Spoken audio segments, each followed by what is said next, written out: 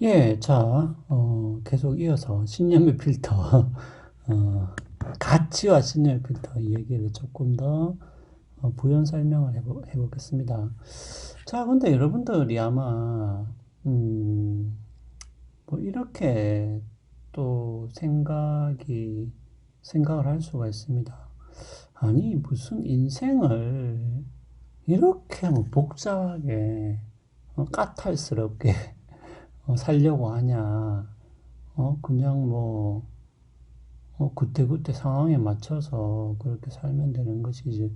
뭘 이렇게 자기가 가지고 있는 가치와 신념들을 이렇게 조밀하게, 일관성 있게 통합을 하려고 그렇게 애를 쓰냐. 이거 약간 뭐 노이로제 아니냐. 뭐 신경증 아니냐.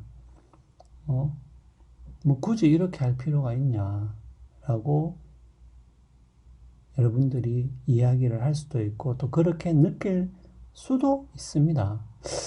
그런데 여러분들이 그러면은 이 가치와 신념의 필터라는 이 비유를 그러면 제가 한 두 가지 예를 한번 들어볼게요. 예, 하나는 뭐냐면은 여러분들이 만약에 아주 중요한 시험을 준비한다고 한번 가정해 봅시다. 뭐 최근에 나도 제 수업을 듣는 학생 중에서 뭐 약대를 간다고 하더라고요. 그 뭐 졸업을 하고 나서 약대 그 입학 시험이 있죠. 그게 이제 뭐라고 하더라. 그 내가 그 약자를 알았는데 뭐 미든지 매든지 뭐 그런 게 있죠. 예, 법학전문대학 시험은 리트고요. 어, 그 하여튼 뭐 그런 식의 어떤 진학에 관련된 시험을 준비할 수도 있고요. 아니면 여러분들이 취업에 관련된 시험을 준비할 수도 있겠죠. 자, 그런데 만약에 여러분들이 이것을 준비를 하는데, 뭐,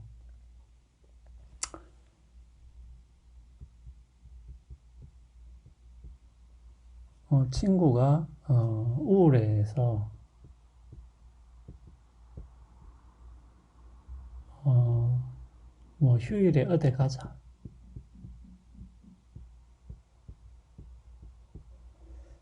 휴일에 어디 가자라고 했을 때, 그러면은 결론적으로, 그래, 가자. 라는 결론에 도달할 것이냐, 아니면은, 어, 거절을 하고 공부를 할 것이냐. 예. 이것은 뭐 우리가 흔히 겪는 문제이기도 하죠. 예. 물론 나는 뭐 이런 식의 제안을 안 받아봤어요. 뭐 이렇게 여러분들 이야기할 수도 있는데 사실 이런 간단한 예에서도 우리가 결국은 어 우리가 가지고 있는 어떤 가치 혹은 여기서는 굳이 뭐 가치라고 하지 않아도 우리가 우선순위라는 게 있잖아요. 우선순위.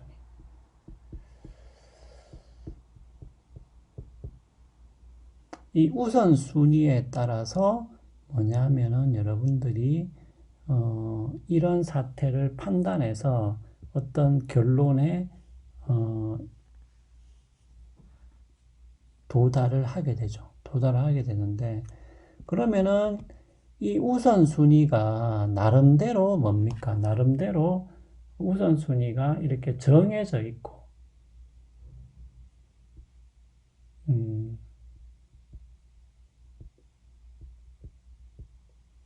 정해져 있고 그 다음에 이 우선순위가 나름대로 일관성이 있고 그 다음에 이 우선순위가 실행이 된다.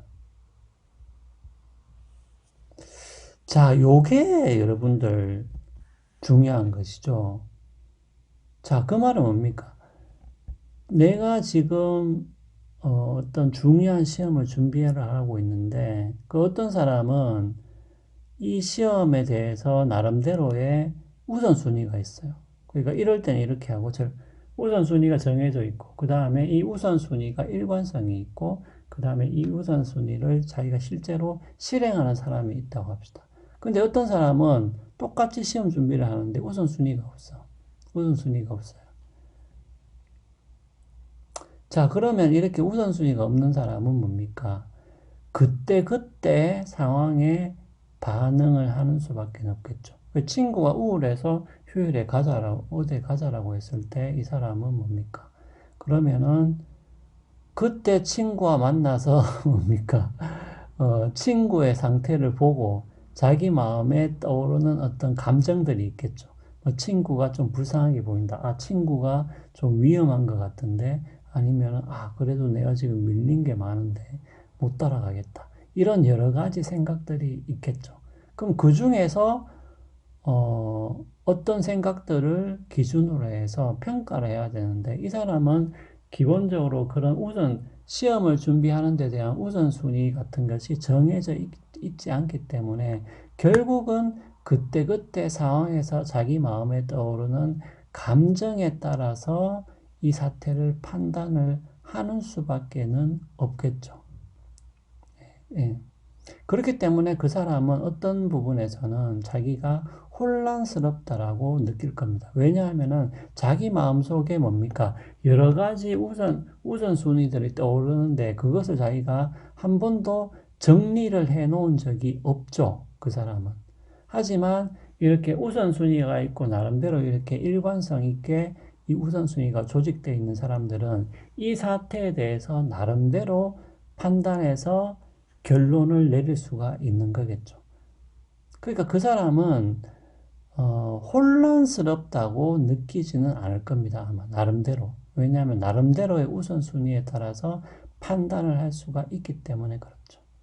자, 이것만 보더라도 여러분들 이 두 사람은 차이가 있다라고 우리가 말을 할 수밖에는 없는 거겠죠. 자, 그 다음에 두 번째는 뭡니까, 여러분들? 어,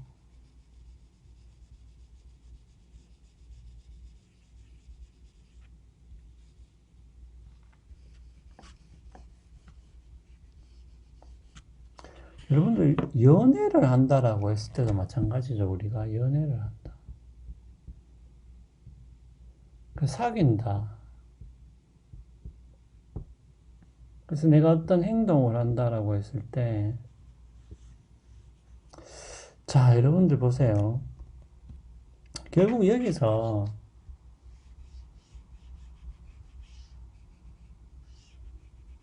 여러분들이 나름대로 그런 경험을 했을 수도 있는데, 그러니까 연애를 한다고 했을 때도 여러분들 이 뭐가 문제가 되겠습니까? 결국은 이것은 어, 우리가 사랑한다 혹은 사귄다라는 것에 걸맞다. 걸맞다. 어떤 행위가 따라줘야 되는 거겠죠. 예. 그렇죠. 예. 아니, 그러니까 사귄다라고 말은 했는데 어떤 행동이 나왔다는 거죠. 근데 이 당사자가 볼 때는 이 행동이 이거하고는 이 사귄다 혹은 사랑한다는 거하고는 이게 잘 맞지가 않다.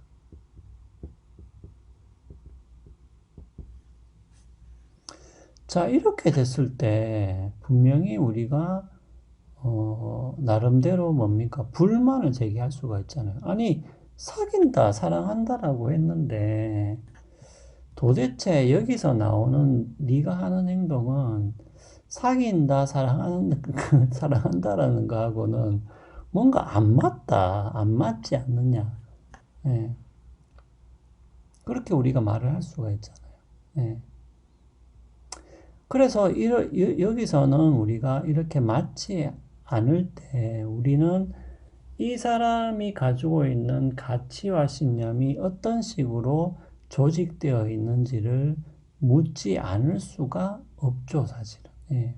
그렇게 되는 것이겠죠. 근데 우리가 지난 시간에도 이야기했다시피 우리가 자기 합리화라는 것은 책임 있는 행동하고는 거리가 멀다라고 이야기를 했습니다.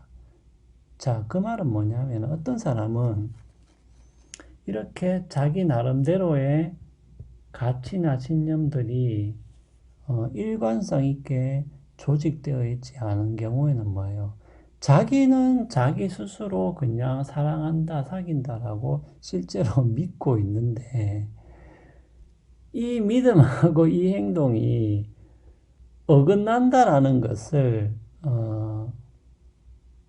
그러니까 이게 분명히 자기는 그렇게 믿는다라고 분명히 말을 하는데 이것이 어긋나 있다라는 거죠. 예.